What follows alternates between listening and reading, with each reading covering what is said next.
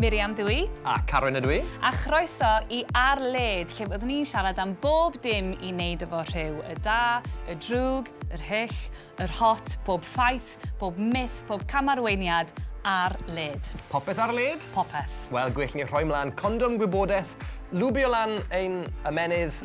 Ti di gorffen? Ie. Ie.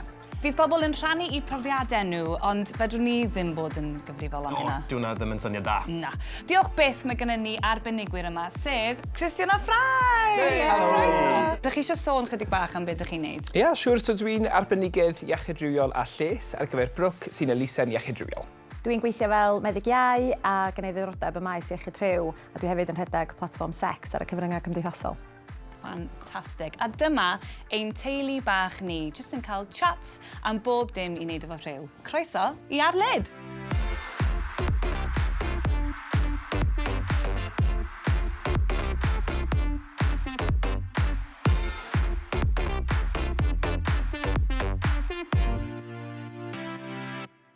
Nawr, da ni'n mynd i roi rhywioldeb ar-led, achos mae hi'n bwnc eang iawn, yn dydi? Yndi, mae'n bwnc enfawr, os ni'n gallu bod yma trwy dydd, ond nawn ni drio taclo fo mor gyflym a gallu fi. Ie, a mae'n amser cyflwyno rhywun i'r llofft. Tom! Thank you. Wow. Tom, diolch am dod i rannu dy daith di hefo dy rhywioldeb di. Wrth gwrs, let's get deep. Yeah, why not? Straight in there. Wyn ni wedi dod mas yn hoiw pan wyn ni'n 14. Is i ysgol y Preseli, so like rugby, Welsh, Yeah. Waldo Williams, you know. Hardcore. Yeah. So bod yn hoiw, no. Yeah. Wedd yn eithaf anodd, ni wedi fel colli lot o ffrindiau fi, peth fel la, ond nawr dwi'n byw yn Llundain, got my chosen family. And just really cyfforddus gyda hunaniaeth rhywfyd, fel ni. A sut oedd o i dyfu fyny mewn ardal wledig fel na a dod allan yn hoiw yn ifanc fel na? Wedd yn eithaf anodd, bach yn lonely. Mam a dad, really great actually. Wedd yn iawn ar ôl ni. Dwi'n meddwl just fel recalibration, I'm the only son. Yeah. With how are you going to carry on the name, pethau fel la, ti'n modd. So really traditional. Mae'n un gymaint dal i fod yn gymaint o thing yn dydyn yn ein cymdeithas ni. Gobeithio hynna'n symud mlaen. Yeah, hefyd mae pobl hoiw yn gallu cael babis, ti'n modd. Ond dwi'n meddwl bod yn eitha trist with rhaid i fi fel symud i Llundain i ffeindio fe. Dim really ffeindio fe yn Cymru, ti'n modd. Ond with un ffrind gorau fi, Jen, Les Jen. So, Les Jen. Shout out. Shout out to Les Jen. So, mae Jen yn dod o Aberdare, dod lawr yn gwyliau yn Tydreth. So, really good outlet i fi, siarad. She was like, you're gay, and I was like, I am. I know. I know. Thank you. So bydd yn eithaf anodd, ond also really nice bod yn fel y only gay in the village. And now mae pob un yn Tydreth yn hoiw, basically. Wel, ni'n mynd i ofyn, sut mae o i glywed hynna chi'ch dau o ran y gwaith ydych chi'n neud? Mae'n really horrible bod chdi wedi bod trwy hynna a bod chdi di colli rhan arall o dy hunaniaeth mewn ffordd, o lle ti'n dod, mae hwnna'n rili pwysig hefyd, a bod chdi ddim wedi teimlo bod chdi'n gallu bod yn chdi dy hun yna. Mae yna dal lot o waith i neud, dwi'n meddwl, empowerio pobl i deimlo bod nhw'n gallu, ddim just dod allan, ond bod nhw'n gallu siarad yn agored amdano pethau yma, a hefyd, bod nhw'n gallu teimlo'n gyfforddus bod pobl yn mynd i ddall nhw, a bod nhw'n mynd i gael rhagfarn a pethau fel a pam maen nhw yn dod allan. Dwi wastad yn meddwl am y llinell na o Pride, I'm home, I'm gay and I'm Welsh. Yeah. Ti'n modd, yr ffaith oedd y cymeriad na yn y ffilm yn teimlo fod na rhyw gwrthgyferbyniad rhwng fod yn Gymru a hefyd fod yn hoiw. Fi'n helpu redeg clwb ar gyfer pobl ifanc LGBTQ+. Y peth mor torcolonus weithiau yw gweld nhw yn rhoi pethau amdano eu hunaniaeth nhw'r nôl mewn i'r bag cyn mynd adre. Pa mor bwysig ydi o i ti, Tom, i allu fynegu dy hun yn llwyr nawr a teimlo'n hollol gyffyrddus o ti dy hun? Mae'n just dod yn really naturiol i fi nawr, dwi'n meddwl ni, ond mae'n with yn taith eithaf anodd. Be fysach chi wedi licio cael a pethau ar gael i chi, tasach chi wedi tyfu fyny nawr? Neu be byddwch chi wedi gobeithio i chi hun? Where do I start? I know! Wel, rhywbeth fel hon, dwi'n meddwl ni. Rhywbeth to do with representation. Media fyd, Instagram, TikTok, pethau fel la. Mae pobl ifanc all over it. With rhywun wedi sendo rhywbeth o EastEnders i fi, with fel drag queen ar EastEnders. They were like, it looks like you. Rhywbeth fel hwnna, Yeah. a drag queen on EastEnders, rhywbeth like rhywun trans ar EastEnders, neu Emmerdale, neu just rhywun hoyw. Like, just little things like that, dwi'n meddwl, neu in Hollywood, mae lot o, like, a Chapel Rowan, ti'n modd? Queen. Chapel Rowan or Chapel Rowan? Rowan. Rowan? O, oce, o'n i di dod I mean, dwi'n Cymraeg, so it's like Rowan. Rowan. You know? Rowan. Rwan. Yeah, Rowan. Chapel Rowan. Chapel Rowan, nawr. That's a drag name. It is. Chapel Oh, Rowan. I'll take that. Yn eich gwaith meddygol, Ffraid, dwi'n just yn curious i glywed fel, ydy pobl yn teimlo fod nhw yn gallu sôn am eu rhywioldeb a sôn am eu bywyd rhywiol gyda chi yn ddiogel? Mae o'n amlwg yn dibynnu ar y claf o ran faint maen nhw eisiau rhannu beth bynnag, ond mae hefyd yn dibynnu ar y doctor sydd fod yn eich ddim yn gyfforddus i rannu'r stwff yna ac i siarad amdano fo. Does a ddim rhagfar na unrhyw farnu na'n byd fel na'n mynd ymlaen. That's it, ti'n bo? Definite. O ti'n gwybod bod rhywioldeb yn derm sy'n gallu cyfeirio at ymddygiad rhywiol, hoff bethau, cas bethau a kinks? Wel, o ti'n gwybod bod gan bawb sexual orientation, sef cyfeiriadaeth rhywiol, sydd yn meddwl bod ni methu dewis na rheoli pwy dyn ni'n cael ein denu atyn nhw. O ti'n gwybod fod asexual yn derm ymbarel am berson sy'n teimlo dim neu braidd dim atyniad rhywiol at bobl eraill? Wel, o ti'n gwybod bod aromantic yn disgrifio rhywun sydd â dim diddordeb mewn ffurfio perthynas romantis. Da i wybod! Sôn am labeli, falle bod yna rai bobl yn meddwl bod yna gymaint o wybodaeth i gymryd mewn o fewn yr byd LHDTC+. Ond mae o'n bwysig i bobl i gael y labeli yma, dydy? Ynddi'n sicr. Dwi'n meddwl, mae'n gallu bod yn lot, ond dwi'n meddwl mae'r peth bwysig ydy, os ti ddim yn gwybod, mae'n iawn i ofyn. Mae pawb mor wahanol, a dyna di'r peth lyflu amdano ni gyd, bod ni mor wahanol, a mae rhaid ni ddathlu'r pethau yna. Yn union, so mae'n boring tas ni gyd o'r un peth. O, definitely. Fyse ti'n hapus, Tom, i sôn am dy siwrna di o dod allan yn hoio wedyn mewn i darganfod y rhywedd di hefyd? Well, two very different things. Yeah. Dwi'n queer, a dwi'n defnyddio ddeudden pronouns non-binary, a neuadd yn Cymraeg, dwi'n meddwl ni. So iaith hon yn vocabulary Cymraeg fi, achos pan wy'n ni'n tyfu lan, wedd e ddim really, so dwi'n dal yn dysgu. So dysgu pob amser. Ond dwi'n meddwl bod pobl sy'n fel mam a dad fi a teulu fi, sa'n meddwl bod unrhyw un yn defnyddio ddeudden pronouns yn y bywyd mam a dad fi. They're gorgeous humans, love them so much. Ond it's just fel, what's the boy up to? And I'm like, oh, bloody hell, here we go. So, Wyt ti'n cael fatha, pa fatha ymateb ti'n cael yn dy gorff neu yn pan drafod? wy'n i wedi dod mas yn neuadd cyntaf, wy'n i fel really, really sensitive. So, os wy'n pobl ddim yn cael yn iawn, wy'n i just fel erupting kind of thing. And I was like, so like rude, peth fel la. Ond nawr, mae pobl sydd yn gwybod a sydd yn cael yn iawn, yw'r pobl dwi eisiau cael yn iawn. On always learning curve, like my mum V and like was like, oh, you're such a good boy, and then we'd be like, person. The pause. And I would be like, or she'd be like, so in this instance, what do I use instead of this? And I'm like, okay, so you're asking. Pan nes i ddod allan i rhieni fi yn bai, cwpl o ddynodau wedyn o'n i wedi gwneud rhywbeth o helpu dad efo rhywbeth, a nath o ddeud, oh, good girl, Mir. Good they. Good they. Ond os mae pobl yn trio, hwnna di'r prif beth.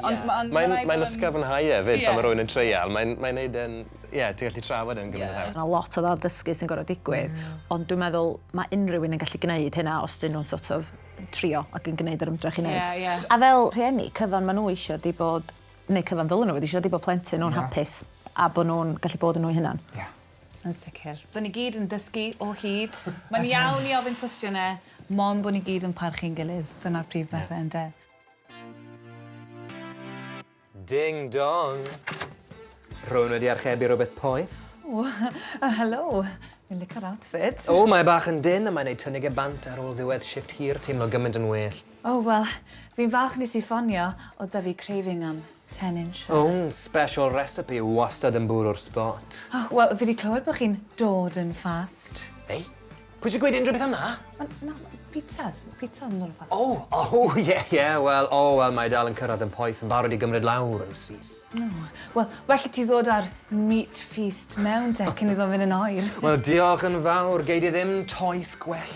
Made by hand, risen to perfection. Fi newydd gofio bod dim cash gyda fi. Falle bydd rhaid ni rhannu'r pizza yn lle? Dim i fi, mae yn y handbook, section 13A, no sharing pizzas with customers. Wel, falle allan ni ddod i ryw fath o deal. Wel, fi yn cymryd carden. Mae'r 12% service charge arno gen barod. Ti really di wneud sum-up account just ar gyfer y roleplay ma? Oes gen ti garden, miss? Na. Wel, os ti ddim yn gallu talu, bydd rhaid i fi blacklist o'r cyfeiriad ma. Gall i ddim cael chi'n gwastraffu amser Pizza Kings fel na. Fi ar goll nawr. Drych, fi'n gweithio'n galed. Fi angen wages fi. Fi ddim yn y mood dim mwy, Carwyn. Dim Carwyn, Joey! Bydd y boss yn llafu os fi'n dod nôl gyda'r pizza o'r to. Whatever, fi'n mynd i gwely. Sdim syniad ati beth mae fel i weithio shift 20 awr y dydd, yna'r llai na minimum wage, just er mwyn treol ddim bod yn disappointment i fab ti. Nes i cymryd rhy serious eto, ynddo fe? Mir? Nawr, da ni'n mynd i roi parch a cydsynio sef consent ar led. A mae rhywun arall wedi dod i'r loft. Beth, diolch yn fawr iawn i ti am ddod i siarad efo ni. Wyt ti'n hapus i rannu dy brofiadau di hefo parch a consent mewn perthynas efo ni? Ynddo. Yn diweddar, mae fy ni wedi mynd a Croeso pan byddwn ni allan o fo yn lyflu. Mynd â fi allan am bwyd. A meddwl, mae'n fwy'n actually hoffi fi. Wrth gwrs, mae'n pethau'n digwydd, mewn perthynas. Ond wedyn, mae'n eithaf penderf wedi mynd fewn a trafod ein busnes efo dre i gyd, efo pawb yn gwaith. Nes i cael neges gan mam, jyst yn dweud bod hi'n gwybod. So sut oedd ti'n teimlo pen oedd hwnna i gyd digwydd? O'n i ddim yn teimlo'n hapus o gwbl. Wrth gwrs bod dwi'n gweithio mewn ysgol hefyd, dwi'n rhywun pwysleisio bod yn proffesiynol, dwi'n eisiau cael enw arno fi. Does a rhywbeth intimate sy'n digwydd efo'ch gilydd, does hwnna bod yn rhywbeth rhwng y ddau partner a dim busnes pawb. Yr esgus oedd, it's a small town, it's normal for stuff like that to be shared. Like, dio ddim? Like, dio yn normal o gwbl. Be ti'n neud o hynna, Christian? Mae'n bwysig bod ni'n meddwl am cydsyniad, weithio ni'n meddwl yn mynd syth at yr elfen rhywiol ffisegol. O'n i'n sôn fan hyn am sut ni'n greu perthnasau sy'n cydsyniol, consensual relationships. Mewn perthynas mae'n fel y triongl yna rhwng parch, ymddiriediaeth a chyfathrebu. Right? A fel nes ti dweud, wrth chi wedi adeiladu'r fath na ymddiriediaeth gyda'r person yna, ond nath nhw dorri'r ymddiriediaeth hynny yn llwyr. Mae'n mor bwysig fod ni yn cael yr hunan hyder na, y hunan cariad a'r hunan parch i ddweud na, dylsech chi ddim trin fi fel hyn, a dwi'n cymryd cam yn ôl. Nes i ddim cael dim un sorry. Nes i just cael, if I hurt your feelings, I'm sorry. So'r if na'n cyfri fel sori. Mae if yn ick pan da chi'n cael chat efo hwn. Slogan yr benod yma, if and ick. Fi'n gobeithio pryd ti'n dod at y pwynt o gael berthynas newydd gyda rhywun, bod chi'n cael eich parchu yn y ffordd a dylai ti'n llwyr. Diolch. Parch a cydsynio. Pa mor bwysig ydi o i gael y trafodaeth yna? Fi'n credu mai un o'r pethau probably mwyaf pwysig yw e. Pwysigrwydd consent, beth di pwysig? Mae mor bwysig. Mae actually mor... Fel arall, mae'n ffocin rape. Mae lot o signals. Ti angen bod yn ymwybodol ohonyn nhw. Be maen nhw'n deud wrth chi am consent? Byddwch yn ofalus. Dyna gyd? Ie. Fyrdi ddim just deud, gi ddim gweld y signals, ta. Nid o'n open talk dim bod o'n ffeil a bod chdi'n gorau seinio fo, felly. Be di gwahaniaeth rhwng a Just talk it out. Fysa ti'n mynd efo rhywun oedd yn mynd, Na. Consent is key. Consent brwdfrydig hefyd. Os ti'n consent, don't do anything. No pressure. Yeah. Os maen nhw'n rhoi pressure, not the one. Achos mae consent yn... Bwysig. Ac yn... Angen reidiol. Ac yn... Sexy. Os gen ti brofiad arall, ti'n hapus i siarad efo ni amdano fo, Beth? O'n i mewn perthynas am tua 4 mis. Mis i fewn, oedd o di prynu dildo. So o'n i'n meddwl, na, dwi'n eisiau dynefio dim byd fel na, like, no. Not acceptable. Dwi'n eisiau beth naturiol. A wedyn, pam oedden ni'n dechrau mynd yn intimate a pethau, nes o siofio sy'n fyny. hyd yn oed pan nes i deud na. So, oedd yn profiad rili erchyll a nes i rhannu stori yma gyda fy ffrindiau, nes i deud, nes o dynifio dildo. Oedd o fel do fod dim yn bwys. Ond wedi cymryd mantais o sefyllfa lle ti'n teimlo'n fregus neu ti'n teimlo'n hollol, di ymadferth o bron. So fi'n really sori bod hwnna wedi digwydd i ti, a diolch am rannu hwnna. Byddwch chi gael trafodaeth amdano fo wedyn, neu oedd o jyst yn rhywbeth... Oedd o just put it over the head. Nath e gofyn y cwestiwn ti eisiau gwneud hyn, dwi wedi na, dylse ti wedi cael dy barchu. Mae cydsyniad amdano cael y rhyw, dyn ni eisiau cael, dyn ni'n gyfforddus i gael, dyn ni'n teimlo pleser i gael, right? Ni yw'r gair pwysig fyna. Union. Dylse fe fod yn gwybodus. Dyn ni'n gwybod be ni'n cydsynio iddo, right? So os ti'n cydsynio i un peth, dydych chi heb cydsynio i bopeth, right? Yn ail fod yn enthusiastic, right? Fod chi wir eisiau gwneud rhywbeth. A hefyd yn barhaus. Os mae rhywun yn dweud, actually, bydd ddim eisiau gwneud hyn rhagor, fi eisiau stopio, dylse hynny cael ei parchu. Trwy dweud na i'r weithred rhywiol dydw i ddim eisiau gwneud, dwi'n dweud ie i fy hunan barch. Mae'n dod hefyd at sefyllfaoedd rhywiol digidol. Mae lot o pobl ifanc yn derbyn delweddau rhywiol heb gofyn amdano nhw chwaith. A mae'r effaith mae hynny'n gallu fod yn difrifol dros ben. Mae alcohol yn gallu ffiwlio gymaint o bethau gwahanol yn dydi pan mae'n dod at consent ac yn y blaen. Os maen nhw'n methu gydsynio yn frwdfrydig a gallu cyfathrebu hynny'n glir, dylse pobl ddim mynd ymlaen gyda'r cysylltiad rhywiol hynny. Dylse ni aros cymryd i rif nhw, hei, ti eisiau mynd am goffi, eisiau gweld ei gilydd wrthnos nesaf rhywbryd. Ac yn lle bod y berthynas yna yn cychwyn mewn lle tywyll a sinister o'r cychwyn, gallai fo flodeuo mewn i rhywbeth hyfryd os ydy'r parch a'r boundaries yna yn ei lle o'r cychwyn.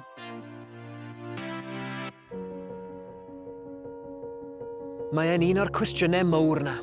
Ble mae'r tir yn gorffen ar awyr yn dechrau? Ble mae sideburns yn gorffen a goatee yn dechrau? A wrth gwrs, pryd mae perthynas yn swyddogol. Dyma ni nôl ar ddiwedd y noughties. Edrychwch pa mor cool mae'r Carwyn ifanc ma. Literally pawb yn meddwl bod e'n awesome. Codi llaw, leather jacket, legend. Hwn oedd adeg cynnar oes cyfryngau cymdeithasol, ac roedd perthnasau newydd yn dechrau dod i arfer gyda dylanwad platfformau fel Facebook. Nôl yn yr adeg hyn, roedd yna term boblogaidd, Facebook Official. Roedd yna 6 opsiwn i gael. Single, engaged, in a relationship, married, open relationship, neu it's complicated. Roedd yn syml, doedd eich berthynas chi ddim yn swyddogol os nad oedd yn dweud hynny ar eich Facebook chi. O, hwn yn neis de, so mae hwn yn eitha official de? Yeah, nice. A yw yn official ar Facebook fyd? Na, so ar Facebook. So ti ar Facebook? So hwn yn official de? Sa'n becso os chi wirioneddol mewn cariad a wedi bod ar stygawdau cyn i Facebook bodoli, os oedd e ddim ar Facebook, oedd e ddim yn cyfri, oce? Dyna siwr oedd e'n gweithio. Wir nawr, oedd e nuts pa mor serious oedd rhoi bobl yn cymryd e. Fi'n cofio un tro nes i'n ddamweiniol newid status fi i in a relationship, a nath un o mates fi gyrru draw i tŷ fi achos oedd e moyn gwybod pwy oedd e. Ond beth am yr adeg BC, before Carwyn, cyn oes technoleg modern? Sut oedd pobl fod gwybod beth oedd status perthynas rhywun? Wel, fi heb fact-checo hwn yn iawn, ond fi'n eitha siŵr oedd rhaid i bawb dal un o'r rhain. Arwydd status perthynas. Fel un... Na, Carwyn. Wel, falle. Na, oedd o ddim fel na o gwbl. Paid o neud stwff lan nawr. O. Ers dyddiau Facebook Official, mae pethau tebyg wedi bod. Y best friend feature oedd ar Snapchat. Oedd yn hala chi teimlo'n anxious a genfigenus. A termau mwy newydd fel soft launch a hard launch. Mae hard launch yn cyhoeddiad glir eich bod chi mewn perthynas, fel tagio'ch partner mewn lluniau. Mae soft launch yn fwy o hint, efallai bod chi'n gweld rhywun, efallai llun o just dwylo nhw neu cefn pen. Ond fi eisiau ateb clir a mathemategol, pryd mae perthynas yn swyddogol. Efe ar ôl nifer penodol o dates, neu ar ôl y cusan cyntaf, neu ar ôl cwrdd â rhieni, neu ar ôl cusanu rhieni pryd? Reit, ar gyfer taled... Felly, rhoi ys i mlaen cot wen a chain hunan yn yr ystafell ar brofi. Gwbo. A mae rhaid bod o leia un o'r dates na yn cynnwys gêm o mini golf. 6 wythnos yn ddiweddarach ar ôl profion, ymchwil a sawl paned o de, fe wnes i ddod at ganlyniad. Damos, a wedi ystyried dal dwylo. Fuck! Sdim dal os e. Mae socials yn rhan o'n bywyd yn ni. I rai mae'n rhan fach, i rai mae'n rhan fawr. Parchwch barn pobl eraill am eu defnydd nhw o'r socials a siaradwch amdano'n gynnar yn y perthynas fyd. Achos ar diwedd y dydd, dim rhain sydd yn penderfynu pryd mae perthynas yn swyddogol. Mae'r ateb go iawn yn dod o fan hyn. o tu fewn hynny yw, nid o fi. Mae siarad pethau trwy, gwyneb yn wyneb, lot yn well na cheisio dyfalu o cliws bach eraill. Na neis, na lyflu, na diweddglo neis yn y fe.